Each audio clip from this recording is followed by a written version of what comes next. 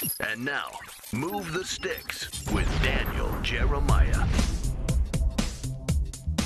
What's up, everybody? Daniel Jeremiah, joined by Bucky Brooks here on Move the Sticks. And Bucky, 2 weeks in, and we have got a lot of ground to cover on today's episode.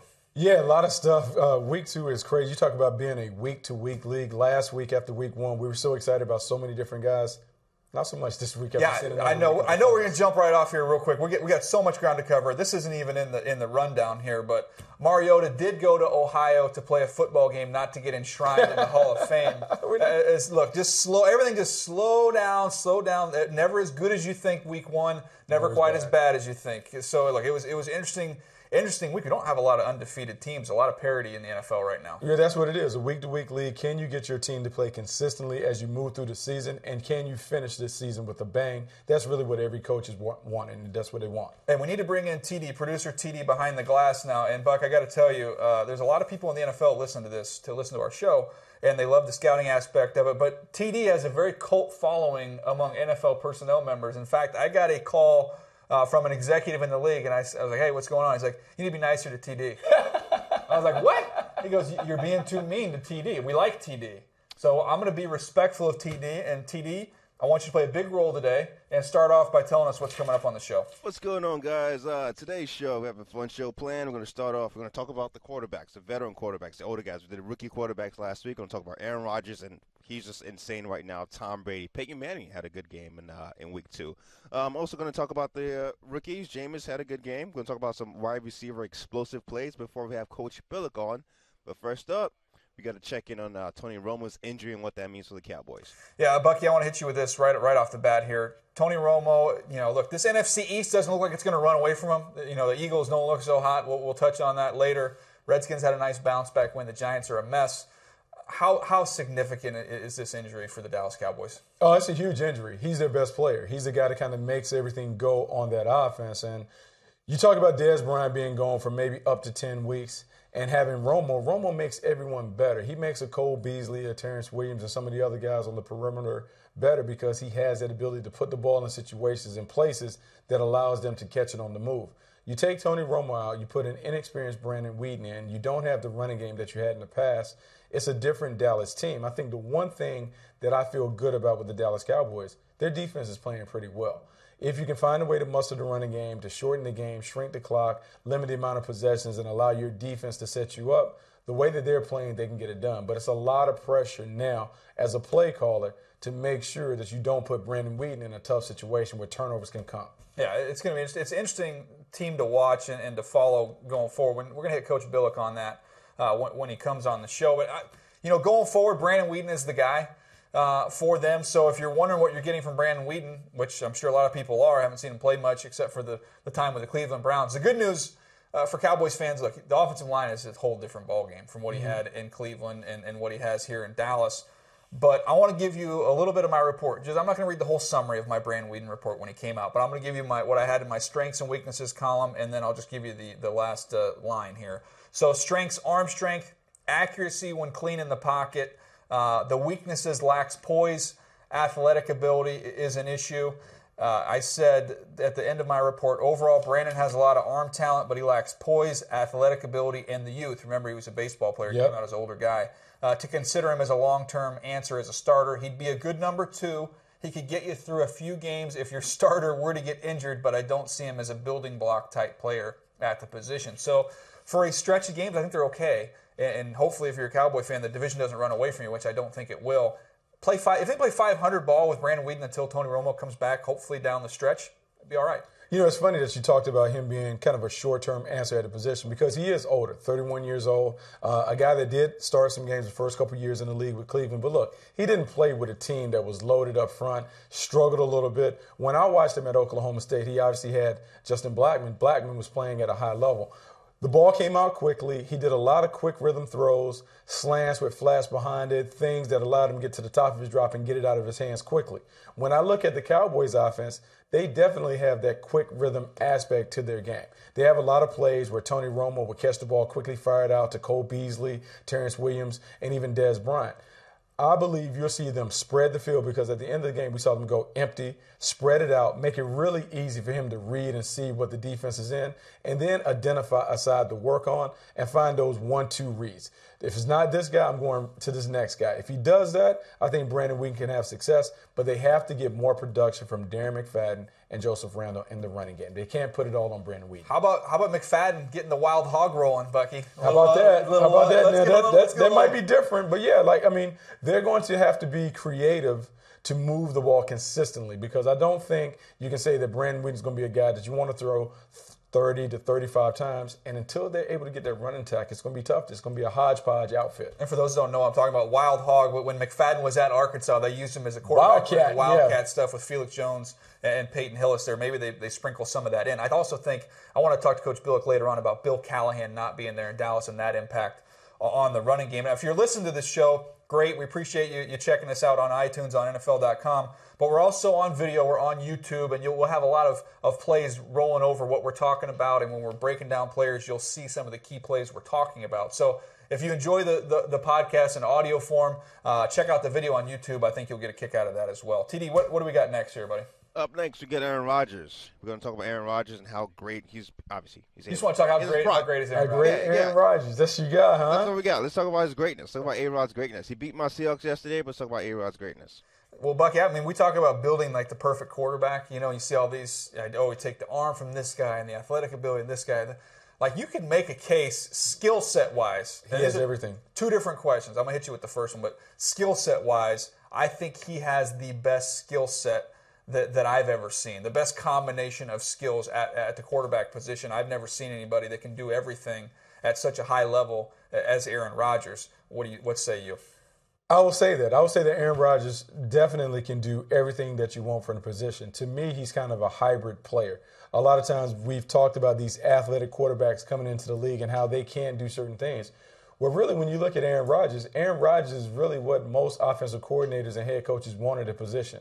I was always taught from Mike Holmgren, John Gruden, they want a quarterback that can fully exhaust plays but has the feet and athleticism to extend plays where they can make things happen off the script. So you don't have to call a perfect game from the sidelines. Aaron Rodgers has that ability. He can throw the ball deep. He can throw it any of the horizontal plays, but he also has the ability to use his legs to extend plays. And because of that, he's always able to make up for the mistakes that a coaching staff can make.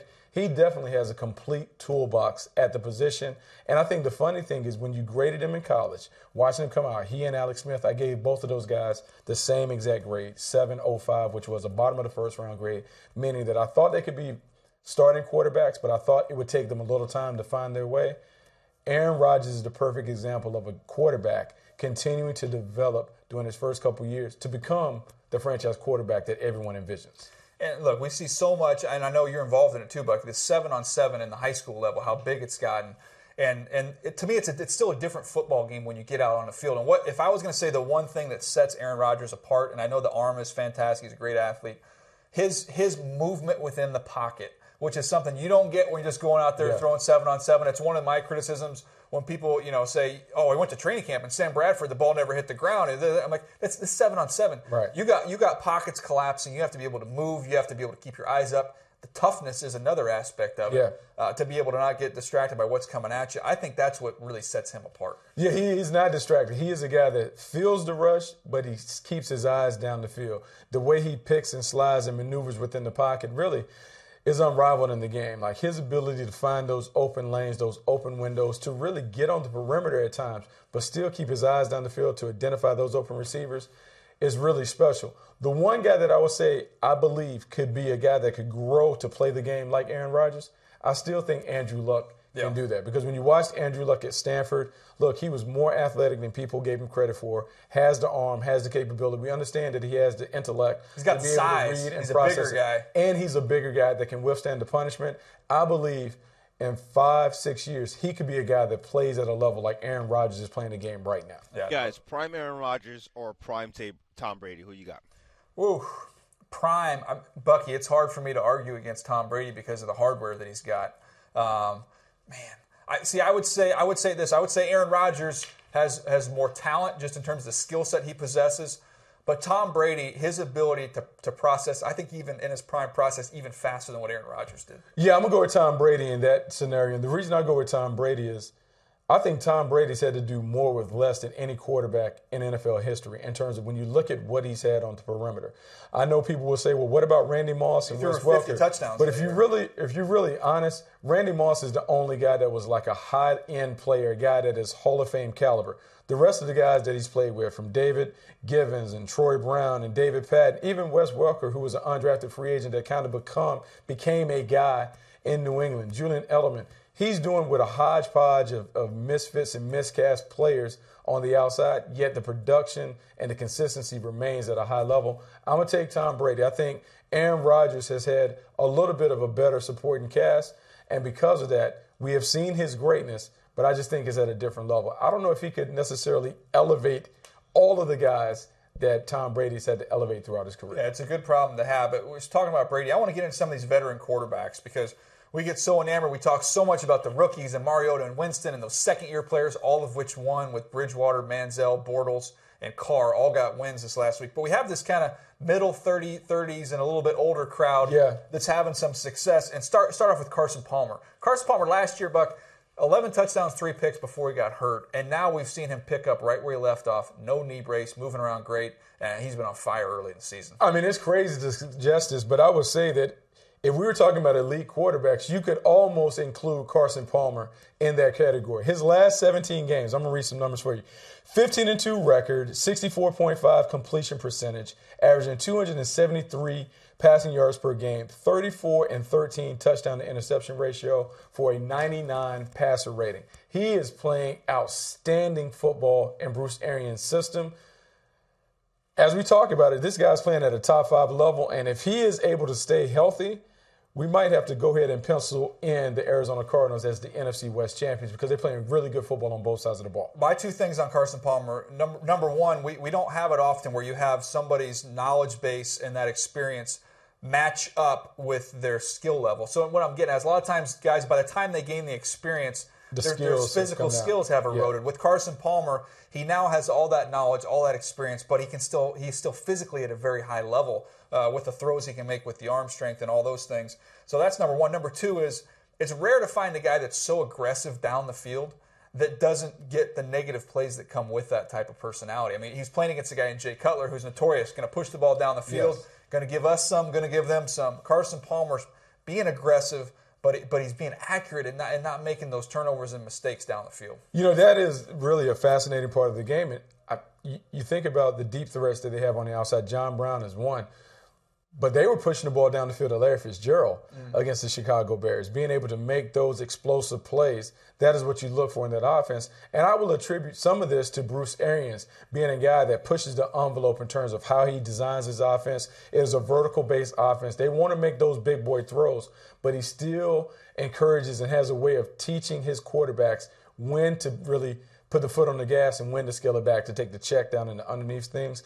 Carson Palmer has really heeded the message, and he's playing at a great level because of that. And one of the games we talked a lot about coming into last week was that Bills-Patriots game, and Tom Brady falls into that category. He's one of the older quarterbacks.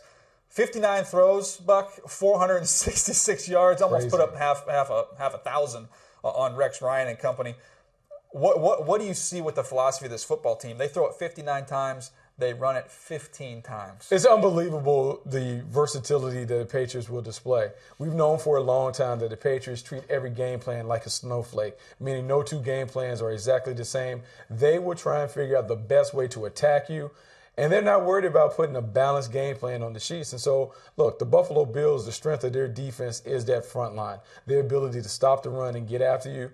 They dinked and dunked them to death. They moved people around, crossing routes empty, hitting the back out the backfield. They put it on the shoulders of their best player, Tom Brady, and Tom Brady delivered again. Masterful performance for him against Buffalo. Yeah, you can't get to him either. I mean, there's a lot of times you Ball watch comes out so quick. 2 and 3 offensive linemen getting beat in their one-on-one matchup. And Tom Brady, and this isn't like the first read. This is boom, 1-2, sometimes even 1-2-3, being able to get the ball out of his hand. Those crossing routes, they will eat you alive with those routes. Absolutely. And the thing is, they've been doing it for so long. They just put you at such a disadvantage by spreading the field, quick option routes, slant flat routes. Ball comes out so fast that you get frustrated because you can't get to Tom Brady. And Tom Brady has the internal clock working. After 2.5 seconds, the ball is getting out of his hands or he's hitting the deck. He is not going to allow you to rattle him by getting big shots. And because of that, he is able to consistently play at a high level. We talked also, real quick about last week, what we would see with Rex in the game plan this week. We said, look, when they get in goal line, he will have a corner waiting for Gronk. He's not going to have a linebacker walked out. So sure enough, they expand the formation. They send Gronk out wide. Same thing we saw against Pittsburgh. Rex sends a corner out there. Thinks he's going to run a fade, so he plays outside leverage with no inside help. I don't think they got it communicated correctly. Yep. Gronk runs a little dig route in the end zone. It was easy. It was a layup. It was a layup. I mean, that's what they do. I mean, credit the New England Patriots. And I will say this, like Bill Belichick is the best coach that I've ever seen in my time. I believe his ability to make adjustments, his ability to do anything and everything to win a game is beyond belief. And so the fact that they're entrusting so much of their offense to Tom Brady, they're willing to really script it and craft it to allow him to be successful. That's a credit to the Patriots coaching staff. All right, another older gentleman at the quarterback position that played well. You got to go back to that Thursday night game, Peyton Manning. Peyton Manning, here's the dilemma, and I think that Peyton Manning and the Broncos will have going forward. Peyton Manning is at his best in his comfort zone. No huddle offense, spread the field. The ball comes out quickly, get it into the hands of his playmakers and allow those guys to do work. Gary Kubiak comes from a school of they want to run the ball, set up play action, do some things where they selectively take deep shots. However, Peyton Manning in that offense looks better doing what Peyton Manning is used to doing.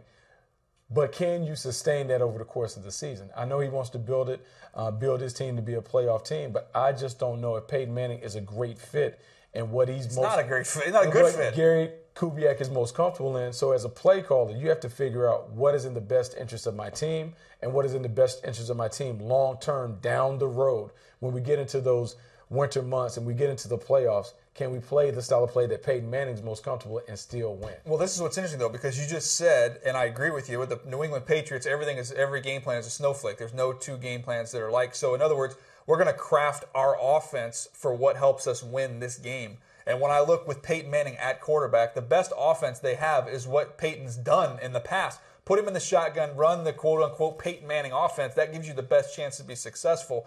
Trying to make him run your own offense, that's just stubborn in my opinion. It's not very smart. It's going to be tough. The one thing about running the Peyton Manning offense is when you get down to the end of the season, and because he has some physical limitations in terms of where he can put the ball, if they don't build up that running game enough, I don't think their offensive line's good enough where it's even going to matter. I think that's the thing that we're seeing too. They can't run the football consistently. And so if you can't run the football consistently, you get in third and long situations, and now you're hurting your quarterback because your quarterback is not as talented as he once was.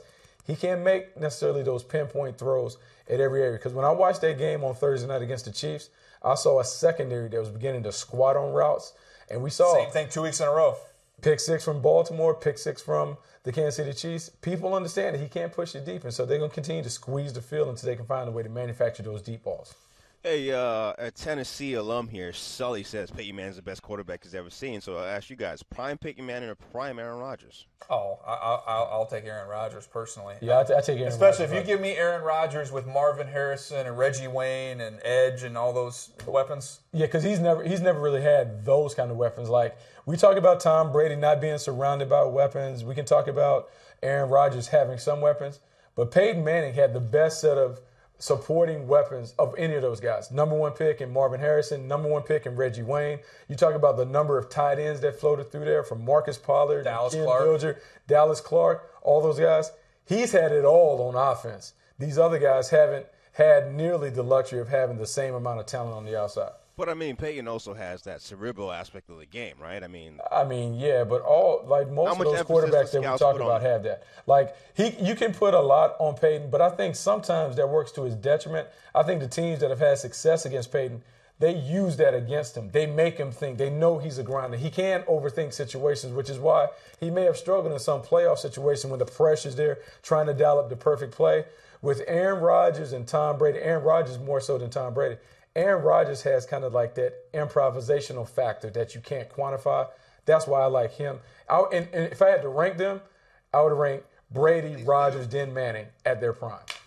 You ranked it, TD. You happy now? No, rank it and bank it. There you go. All right. Well, look, that's some of the veteran guys. Now, I mentioned about that 2014 class, Buck, and Johnny Manziel. We made it through a good bit of the episode here before we get into him. But I do think, I don't agree with the whole thing. Oh, he hasn't done anything. He doesn't deserve any attention. Everybody jumps on him so bad when things go wrong. Oh, absolutely. I think you owe it to him to talk about him when he does well.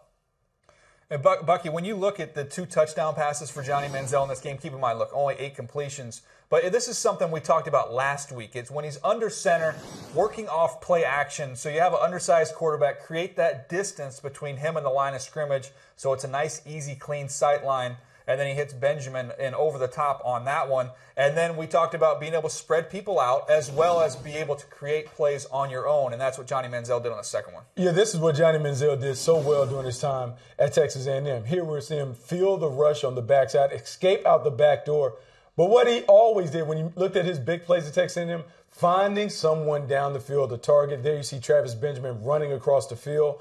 Johnny Manziel's instincts and awareness in these situations were outstanding in college. It's one of the reasons why I thought he could be a good player as a pro. We're beginning to see him show those flashes at times where you begin to say, well, maybe you can build on some of the things that he brings to the table. And one of the things is when you're playing with Johnny Manziel, I think it takes a while to get used to his playing style because on that play, on the second one to Benjamin's on the front side. He's running just a pure go route. Johnny Manziel wheels out the back door, and then Benjamin has enough awareness to come screaming across the field on a scramble drill. That's why you get a broken play. It's a touchdown. And it was funny. I was doing NFL Game Day Live after the game. We took his press conference from Johnny Manziel, and Arakpo was a free rusher on that play, on the touchdown, and Manziel was able to elude him. And he had some interesting thoughts on that play. Do we have that sound, TD? Yes, here it is. Did it feel that way to you? Yeah, it felt awesome. I knew when Arakpo said, that we were going to have a good play. So, yeah, and they asked him the follow-up question, did you really hear him say, oh, yeah, he heard it.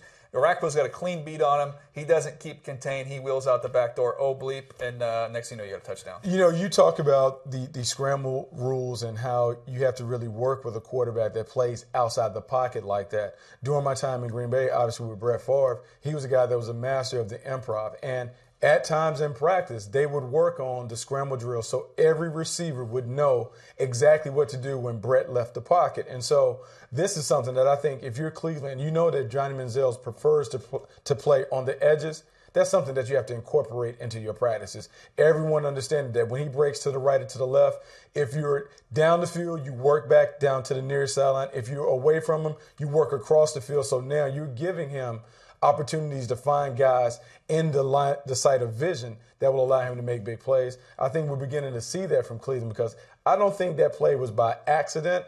I believe that there was some design to that in terms of when he breaks, everyone works across the field. Yeah, you trail and you get towards the football.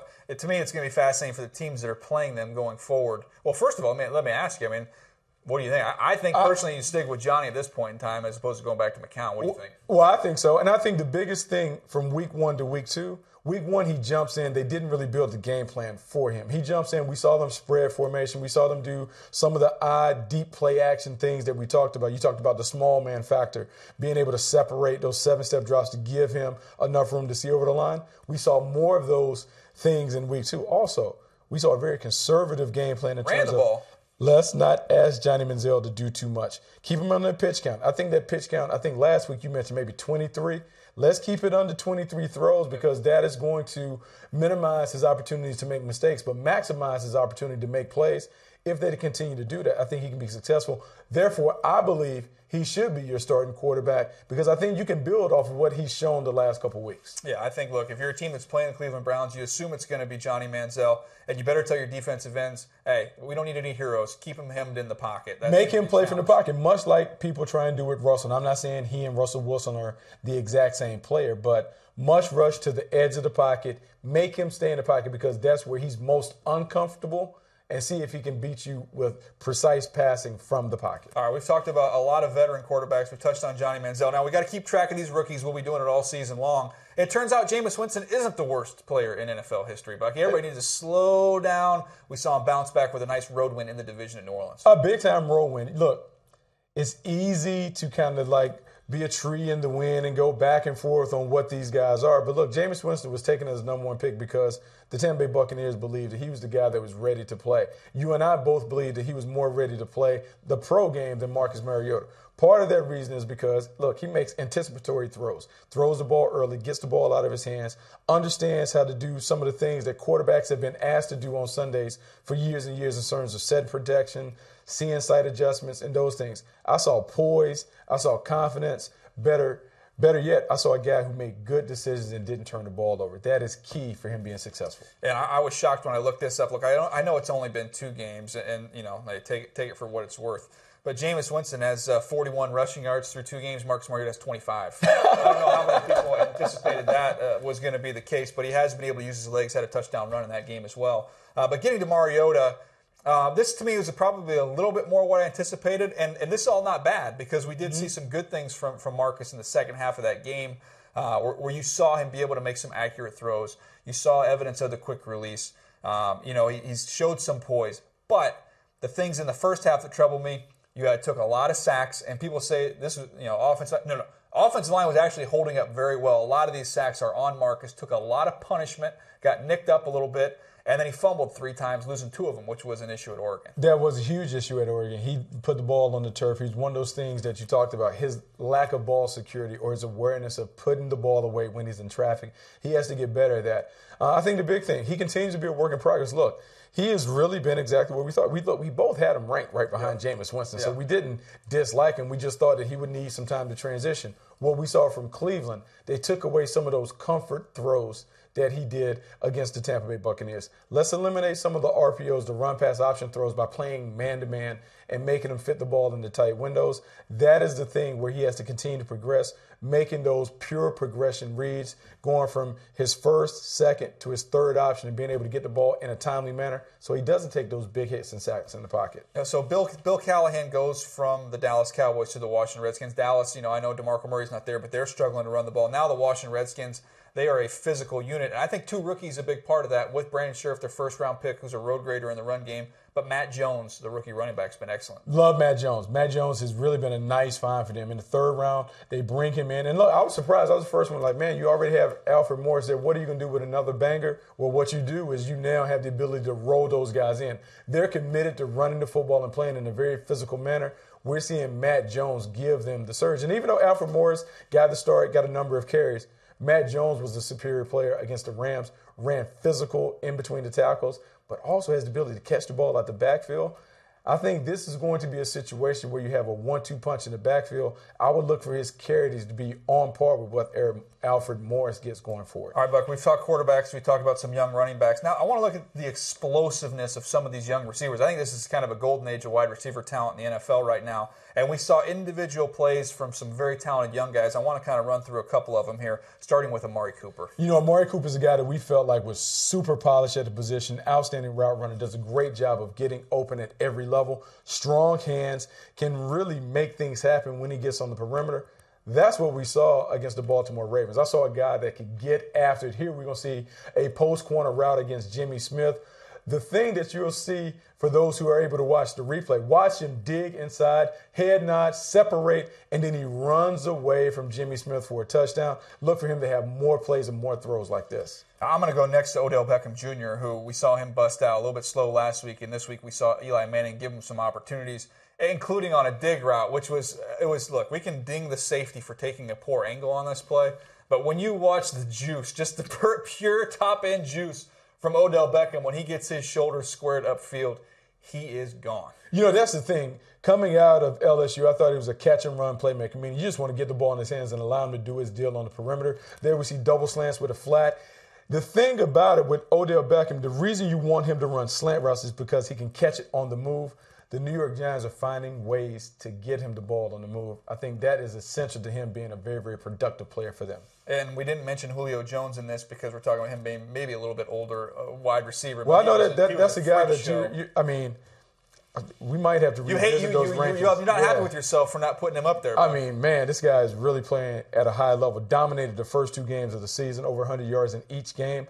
More importantly, he has torn up every cornerback that is lined up in one-on-one coverage. All right, though, second-year player for the Jacksonville Jaguars, Allen Robinson, and I tweeted this out as well. If you're a Jags fan, feel good about the fact that Blake Bortles, 18 completions, 17 to players that were first- or second-year guys led by Allen Robinson. We could talk about David Caldwell, Gus Bradley, 2 guys that we know pretty well. They're trying to build it the right way. You're trying to build a young core that grows together. What I like about Allen Robinson and what I liked about him at Penn State, he's a guy that understands how to go and get the ball. He is a guy in the red zone. He can go high pointed. But here, watch the double move on a 6 route, which is a dig route, takes him inside, drops his hips, and then takes off vertical. Great throw by Blake Bortles, but an even better route by Allen Robinson to set up that big play opportunity. And what he did with his head there, to me, that's one of the things when you see those precise route runners, because a lot of times you're a corner, if you just see the feet and you see him gear down, okay, you're not going to throwing his head inside. Once he throws his head in there, that is the hard sell, and that's what helped him on a double move right there. And then finally, Terrence Williams, who I got to pat you on the back, Bucky, because last week we said who were kind of some sleeper guys that could bust out. And you mentioned Terrence Williams from the Cowboys, and he had a big one in this game. He did have a big game, but I did not know that the quarterback making him have a big game would be Brandon Weeden. But I will say, in Terrence Williams, we knew he would have to elevate his game with Dez Bryant being out. Cole Beasley is there, Jason Witten is still there. But look, Terrence Williams is the most explosive player on that roster right now with Dez Bryant being out. Against the Philadelphia Eagles in a critical situation, he runs a slant route against Byron Maxwell. I will be the first to tell you, Byron Maxwell is out of position. Technique is bad. But Terrence Williams' ability to hit the seam on that slant route really sealed the deal for the Dallas Cowboys. Great route, great catch, great execution by the Cowboys. All right, well, there's no tougher media market than Philadelphia. I mean, I guess New York could make that claim, but I still think Philly is tougher. So anything you say can kind of get blown out of proportion and can drive talk radio and TV for a little while. It's kind of outside of our lane in the scouting aspect, but we're aware that sometimes this stuff can kind of break up a locker room. And TD, after this game, Byron Maxwell said something that kind of caught my eye. Have you been able to dig that up? Yeah, we got this. Sully got this from me here a second ago. He goes, and this is after on the touchdown he gave up Terrence Williams. He goes, he just got inside of me. We're on the field all day. He got inside of me. I couldn't really explode. I didn't feel tired. I just couldn't do it. I couldn't get to him. You're a human being. You get tired as the game goes on.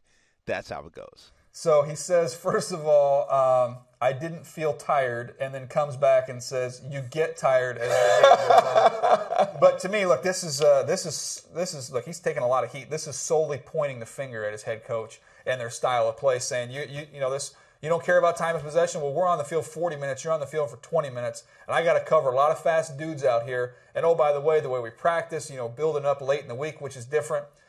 Not a good sign for the Philadelphia Eagles. Buddy. No, not a good sign, especially because Byron Maxwell comes from a program where they won. Yeah. They won. They went to the back-to-back Super Bowls. They won a high level. And he understands a little alternative method that can get you there. But now he's saying you're doing things at really our expense on defense. Being on the field far too many snaps. At some point, the dam will burst. And I thought they played good defense for the most part throughout the game.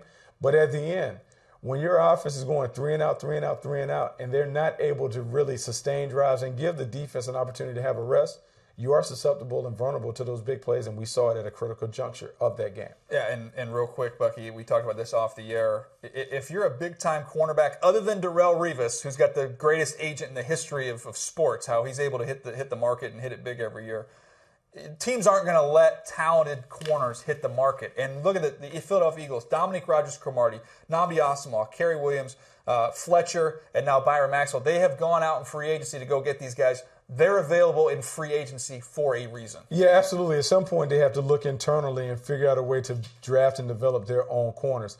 The one thing that I was worried about with Byron Maxwell was not necessarily his ability to play in another system, but he was a guy that played right cornerback exclusively at Seattle. So he's on the backside of the quarterback, meaning he's on the backside of the quarterback's preferred arm, because most quarterbacks are right-handed. Most of them direct their throws to the right side of the field. When you're on the backside, on the defensive right, meaning the offensive left, you don't see nearly as many throws come your way. And so now you're asking a guy who's always been on the right, who's used to seeing the game out of his left eye and do whatever, to switch his stance, change how he backpedals, change how he plays the game. Now by moving to left corner, we've seen that struggle. We saw it with Nnamdi Asomugha. We'll continue to see it in Philly until those guys are able to be comfortable. He has to step his game up because he's been a huge disappointment as a marquee free agent. Well, that was the game that's driven the most storylines. And to kind of get the other side of things to swing back to the Cowboys, I'm excited to bring back once again every week, as we do here on Move the Six, Coach Brian Billick.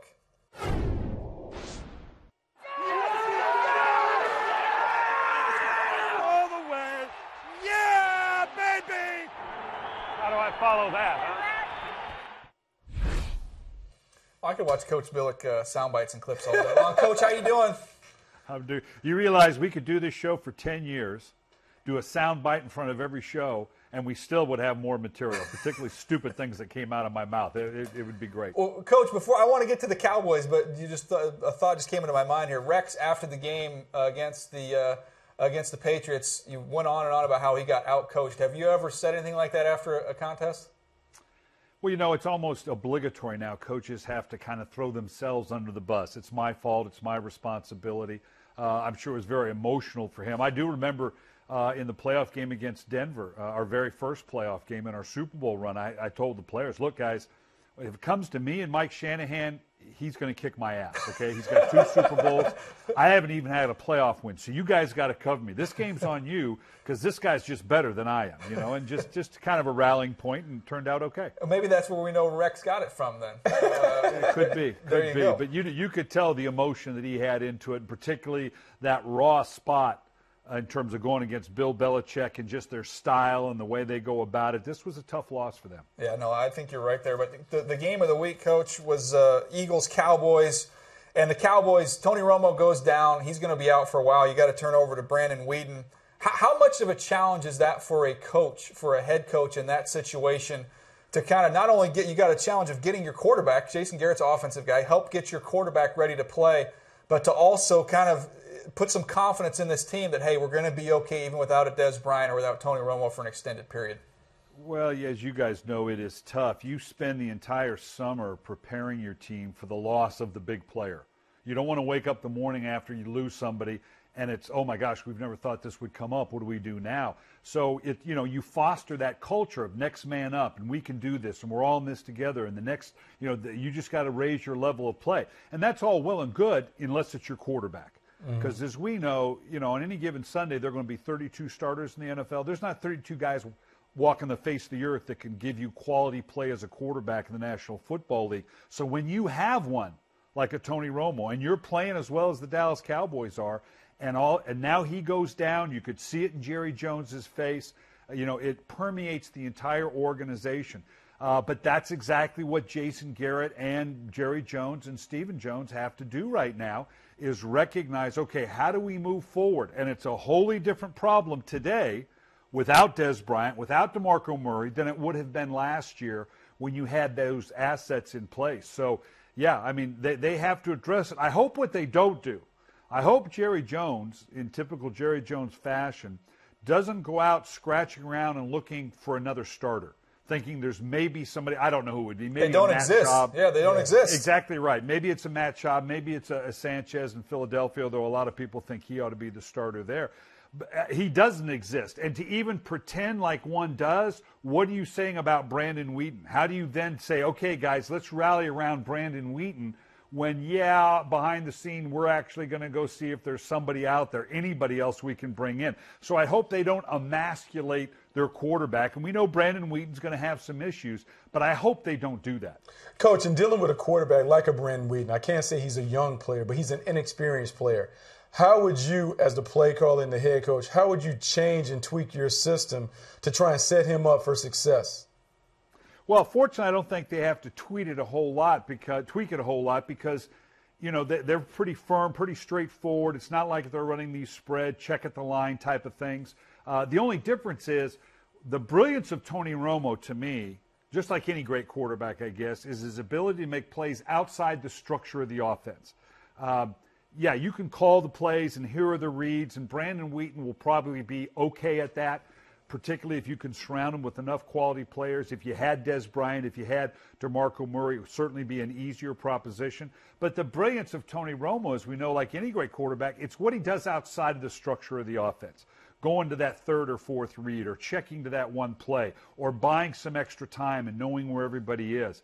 That's what you could miss with a Brandon Weeden in Dallas. So it really is going to fall on them. Number one, just like we talked about, I think last week, we talked about the rookie quarterback Winston and Mariota going in. What do you got to do? One, don't turn the ball over. Your defense is playing pretty well. That offensive line, you got to hope you can run the ball well. You have some assets outside. You're going to miss a Dez Bryant. Let them do their job. Don't feel like you have to throw this team on your shoulder.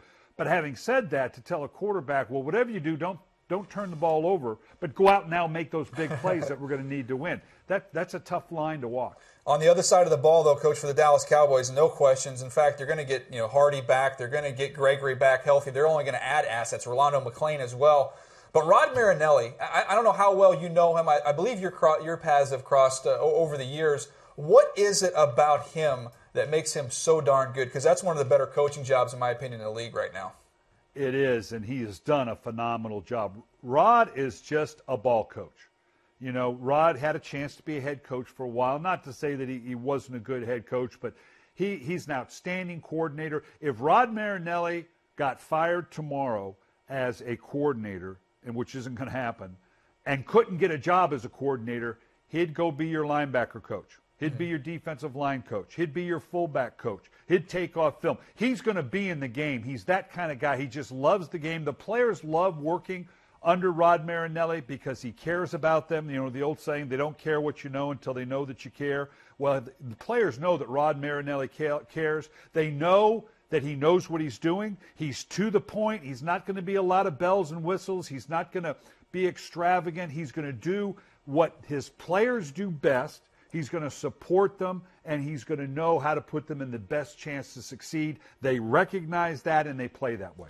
Coach, in saying that, now you're Jason Garrett, and you see that your defense is playing at a high level. How does that impact the way you call the game offensively with a new quarterback and also an offense that hasn't really hit its stride with Dez Bryant being out and the loss of DeMarco Murray? Does it change the way you call the game? Yeah, it has to. You can say no, and we're going to run the entire offense and we're going to do what we always do, but that's not the case, particularly as a head coach. And I think it's good that Jason is not the play caller now. Obviously, with Scott Linehan, I think Jason can truly be a head coach. As a guy, let's remember, he was a backup quarterback in this league for a long time. He brings a rare perspective to this to make sure that defensively, when I worked for Denny Green, one of the best things that Denny would do, and he was not one to muddle in the offense or the defense, but he understood the pacing of the game.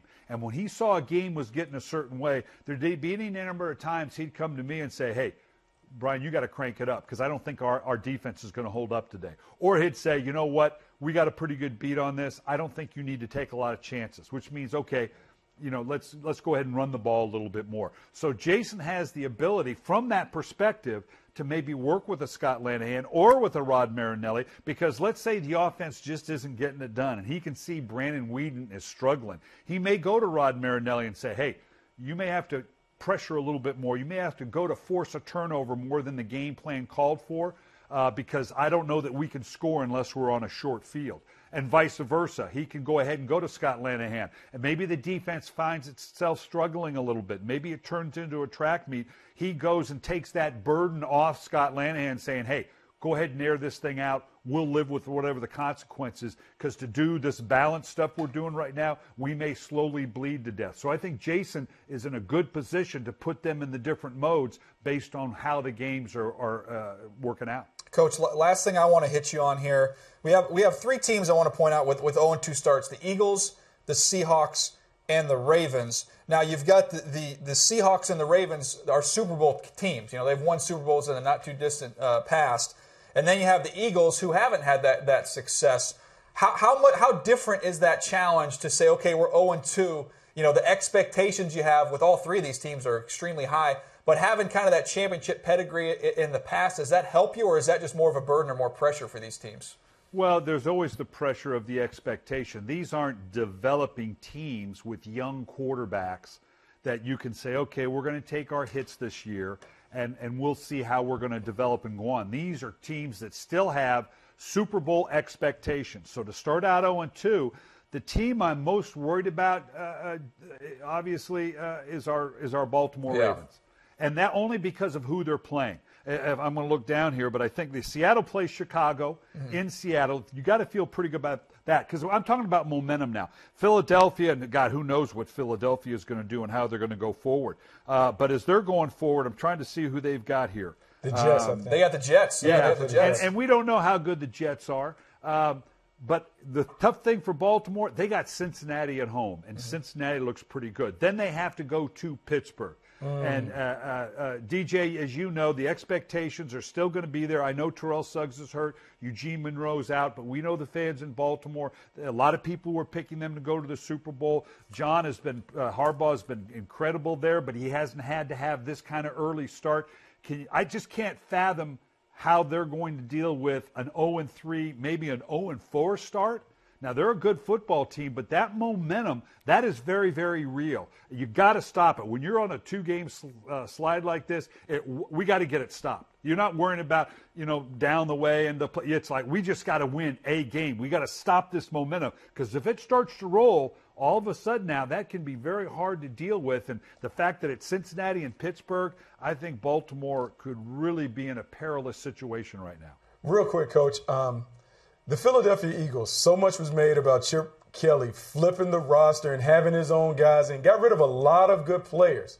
So now if you're sitting in that locker room and you're the head of that team, how do you convince those players that even though we're 0-2, the plan will still work, the blueprint for success is still there? How do you deal with that sell job? Is that the biggest challenge that Chip Kelly has? Because you talked about the negative momentum. He does, and I'm not sure that he knows that yet, because I will tell you this, Guy, I think this is going to be an underlying story. We saw a little bit of it when players have left there, and you get that a little bit. But I've been to their practices. I've done their games. I've talked to their players, their coaches. This could be a powder keg ready to blow up. Mm-hmm. The players there are not thrilled with the practice structure in Philadelphia, the way they really don't have a day off, the way it goes the entire week, the way Chip deals with them. Now, they've been 10-6 and 10-6, so what are you going to say? But privately, they have some questions, not only about what they're doing with reference to how does a defense practice and how that works, but just on a day-to-day basis, the way Chip deals with them, deals with the personality.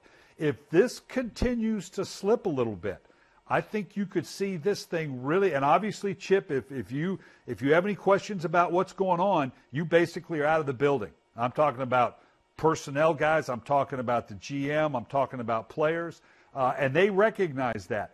Well, that's all well and good, but you better win. And so if this should slip, if they should falter going up to the Jets, or this should continue a little bit, I think this thing could get really, really ugly. Coach, I'm looking forward to seeing how this unfolds. I'm looking forward to having you back with us next Monday. We'll look at what happens with that Philadelphia Eagles team, and we'll pick up this discussion. Thanks, Coach. Sounds good, guys. Bucky, he mentioned the term powder keg there with Chip Kelly in Philadelphia. The first thing that came to my mind was Jim Harbaugh and kind of the end of his time in San Francisco, because Jim Harbaugh, look, he had more success than what Chip Kelly's had, but there was always that stuff you heard, whispers, he's not real popular in the building with the people upstairs, as well as you had the issues with some players not too fond of what they would term a college style. Even though Jim Harbaugh played in the NFL, he got kind of labeled as a college guy, and they weren't quick to buy in. But you can't say anything when you're having success. I think a little bit of the same thing in Philadelphia. However, things start to go downhill a little bit. Powder keg might be the right word. It might be the right word, because what's going to happen inside the locker room is, they've seen a lot of good players leave. They saw Deshaun Jackson leave, Jeremy Maclin go, Shady McCoy, handful of other guys that have been unceremoniously dismissed because you wanted other players, guys that you deemed to be better fits. But now you're sitting at 0-2. Offense is struggling. You're not getting the big plays. You're wondering who are the blue chip guys that can carry it. Yeah, internally, there's some guys that are looking around. And then upstairs, not necessarily his own personnel people that he handpicked, but maybe you have ownership that's looking like, man, that team looked like it was really good a couple years ago with some of these marquee names that we had. We don't have these guys. So how are we going to turn it around? A lot of pressure on Chip Kelly. This game versus the Jets coming up is huge, because it's kind of the tipping point that we're seeing. There's that Jim Collins book called Good to Great, right? Which and everybody, most people have read it in sports, and that's a challenge to take a team that's a 10-win team, get to a 13-win team, get from a playoff team to a Super Bowl team. But in the challenge of trying to go from good to great, you run the risk of going from good to average. Yes, and right now they look like a very average football team. They played better at Spurs on defense against the Cowboys, but offensively, this is not the offense that we were expecting to see. And we've also, we bought into the fool's goal of the preseason, because they rolled through everybody during the preseason and scored so many points and made it look so easy offensively. We thought they would roll and have similar success in the regular season. It's not been that, so now the questions are really beginning to come. Yeah, preseason, and just stop. Don't watch it. I mean, you watch it. Please watch, because our jobs depend on everybody buying into the NFL. And but so watch the games. Just don't draw any conclusions from them whatsoever, because they're meaningless. Meaningless games. All right, Bucky. Look, that was a jam-packed episode today. Always love having Coach Billick. We'll get him next week. I'm sure we'll be talking about the Eagles with him again. If you haven't already, subscribe to the show on iTunes, on YouTube. We will be back with another episode later this week. Thanks for downloading Move the Sticks with Daniel Jeremiah. For more, go to NFL.com/podcasts.